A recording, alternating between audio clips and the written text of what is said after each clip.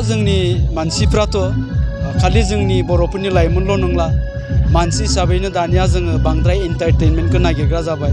बे गोदान बोसोरानो होन मागोआनो होन बा गुबुन गुबुन फेस्टिभेलानो होन दा बे बेलायाव जोंनि लाइमोनफोरखौबो जोङो खोब बांद्राय एन्टारटेनमेन्ट लुबैनानै जाला लोंला खालामनानै बाइक साखावनाय नुयो।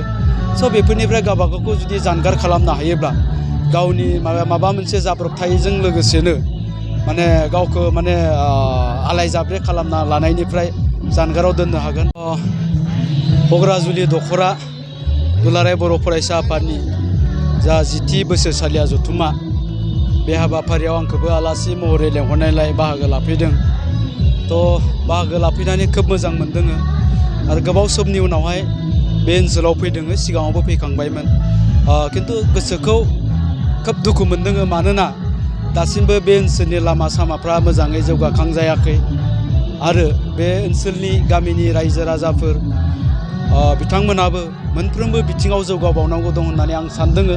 दा ओंखायनो बेवहाय थानाय रायजो राजा आरो फरायसा बिथांमोनजों जे जोङो मोनसे ओनसोलखौ जौगाखांहोनांगौब्ला जों लाइमोनफ्रा माबायदि जानांगोन, रायजो राजा एबा बिमा बिफाफ्रा गावबा गावनि गथ'खौ माबोरै जोथोन लानांगोन, दा बेफोरनि सायाव खोथा बुंनो मोननानै खोब गोजोननाय मोन्दों।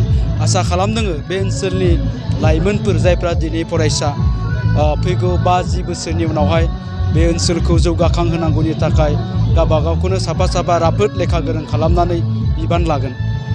आथिखालनि जे लाइमोनफोरनि जे समयसा लोगोसे गोदान बोसोरा फैगासिनो पिकनिक जानाय बायदिसिना बेयो सोलिगासिनो दङ।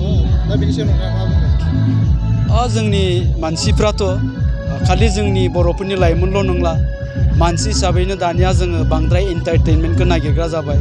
बे गोदान बोसोरानो होन मागोआनो होन बा गुबुन गुबुन फेस्टिभेलानो होन दा बे बेलायाव जोंनि लाइमोनफोरखौबो जोङो खोब बांद्राय एन्टारटेनमेन्ट लुबैनानै जाला लोंला खालामनानै बाइक साखावनाय नुयो। स' बेफोरनिफ्राय गावबागावखौ जुदि जानगार खालामनो हायोब्ला गावनि माबा मोनसे जाब्रबथायजों लोगोसेनो गावखौ आलाय जाब्रे खालामना लानायनिफ्राय जानगाराव दोननो हागोन। आं बेखौनो खावलायगोन जिहेथु दिनैनो लाइमोन एबा फरायसा हिसाबै मेट्रिक फाइनालाबो गोबाव गैलिया, दा एनुवेल एग्जामफ्राबो गोबाव गैलिया, बैफोरनिख्रुइ बांसिन फरायनायाव गोसो होनो आं बिथांमोनखौ खावलायगोन।